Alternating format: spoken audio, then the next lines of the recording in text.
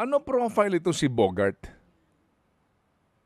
Actually, sir, wala po siya. We check the SIRAS po namin. We check the warrant.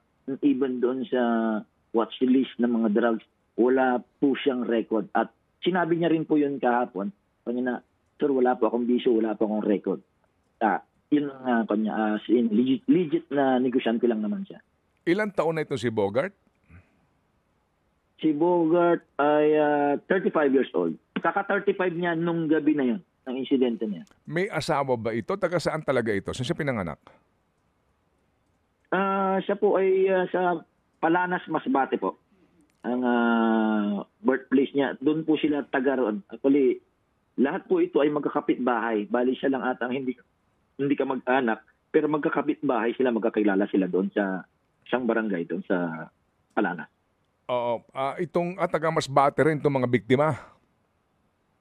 Yes po, magkakapit-bahay po sila doon sa Masbate po. At nung nag-venture sila dito, kasama po sila ng negosyo.